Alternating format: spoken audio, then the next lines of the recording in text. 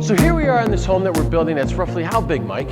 Just under 32,000 square feet. 32,000 square feet. Don't you love it? Oh, yeah. Yeah, these homes are crazy big. Okay, so we're sitting right now in this two-story living room, and the height of the ceilings are roughly what? Ceiling about 25 feet. 25 feet, and then length? Length about 40 and about 24 feet deep. 40 feet by 24 deep. Yeah. That's almost like a half court of a basketball game. Crazy, I love it. Okay, so what are we doing here today, Mike? I see you've already got the floors all prepped and ready for something to come down. The radiant floor heating is in place. Tell us what you're gonna do. We're just finished prepping the floor, and we're gonna start pouring the concrete here shortly. Anywhere from 1.75 to 2 inches of concrete throughout. That's crazy. And then what's gonna come on top of that? Then after that, we have our marble finish. Yeah, you know, Mike, what I love about this floor in particular is that we've got it running all the way through the house. So you get a consistent heat, whether you're at the north end of the house or the south end of the house, it's a consistent temperature all the way through, which even 4,000 or 5,000 square foot homes have a hard time maintaining. Got it. Heating's always an issue. Always. Okay, so then how do you control all this? Well, the home setup, we have basically 30 zone controls, so most of the rooms are isolated, so we can adjust the temperatures from room to room. 30 zones, like 30 separate zones to control separate things. Yep. So if you wanted to take all the furniture out, put sand everywhere, and create a beach feeling here, crank it up, you could be 82, and now at the far end, which is 2 rooms over, it could be at... We can do that. We can... 67 degrees. Exactly. Okay, so what are we waiting on right now, Mike? They're just waiting for delivery of sand, and then I'll start mixing and pouring right away. Okay, so the guys then will mix it outside, they come in with a hose, and they just start blasting like firemen, and this surface goes everywhere. And is it like a self-leveler? It just levels itself? Pretty much. We do some benchmarks or grade points on the floor just to give them a guideline, but it's pretty consistent. The floor is relatively level within maybe 1/8 of an inch. So we go to lay the marble, you got it. Perfectly level. You got it. Can't wait. All right, you're gonna love this.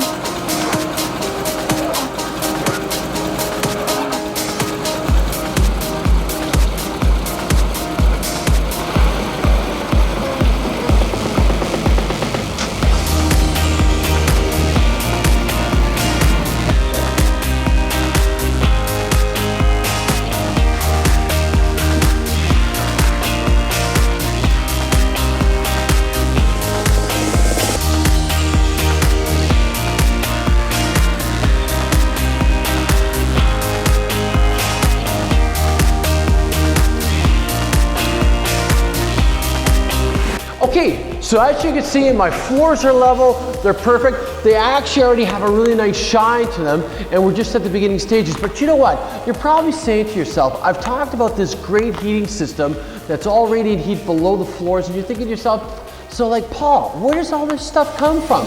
Well, guess what? Today's your lucky day. I'm taking you to the boiler room. Let's go. Okay, so you're gonna love this. I'm taking you into what I just told you, the mechanical room, where all the heating floors start from and how they actually get all the way up onto my marble floors and make it so toasty. And Mike is gonna explain to us, hey, how you doing, Mike? Good to see you, bud. Right on. Okay, so what we're gonna do here is Mike's gonna sort of explain the boiler room. Go ahead. Okay, well basically here we've got a lot of the piping for the boiler system, our circulation pumps, which circulate all the water or glycol to all the various manifolds throughout the house, as well as domestic, our exterior snow melt. And what do you got over there, Mike? Behind us here, we got the heat exchanger, which will also do the heating for the pool. Okay, so what's really cool about this is, like, let's tell the people back about what, 5 years ago, we were using the same product. If you'd walked into here and you'd even tried to put your hand on these pipes, they were made out of black and they were so hot, the heat in this room would have been over the top. Yeah. What do you figure? What's the temperature right now? 82, 84 degrees? Maybe. Yeah. It's nice and cool. And then of course you've installed this ventilation fan? Exactly. The exhaust fan, once that's all tied back in here, will pull up any heat above a certain temperature outside. And that's Try cool. to maintain an even temperature throughout the room. Out of here, all that heat. Yeah. But the main reason for it is this new material. Now, where did it come from, Mike? Yeah, this is something we've been using over in Europe, and our heating contract decided we try it out here, which has been a complete success. They're all fused fittings, so very little chance of any failure at all. And again, the heat loss is a lot less than if we've been using black pipe. So there you go. Yeah. The minute they are knocked in place, it fuses together, nothing comes out. Yeah. But listen, this is just the beginning, right, Mike? Part of it, This is like the little room. Come on. What you want to see now is the main show. Mike, take it away. Well, here is basically the main feed. Again, more of a recirculating pump here. And then as you follow down the line here, you see all our boilers lined up here.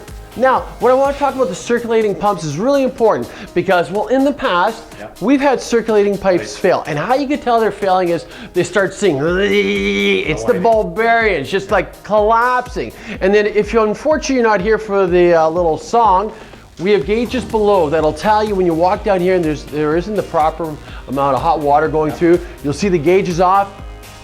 You replaced a pump. Now, I gotta tell you, we've had a pump fail on Christmas Day. Yeah. We've had one fail on New Year's Day. And the last one, I think, was Turkey Day, Thanksgiving. But come on down. I want you to see this. We have 1, 2, 3, 4 boilers. So Mike, explain how strong these boilers are. These boilers rated for about 400,000 BTUs for a total of 1.6 million BTUs, which is more than enough to heat this house. 1.6 million BTUs. Now, 5 years ago when we did this, we probably have double, they were half, probably about the same size, but half the capacity. So you have about 8 to 10 units in the house.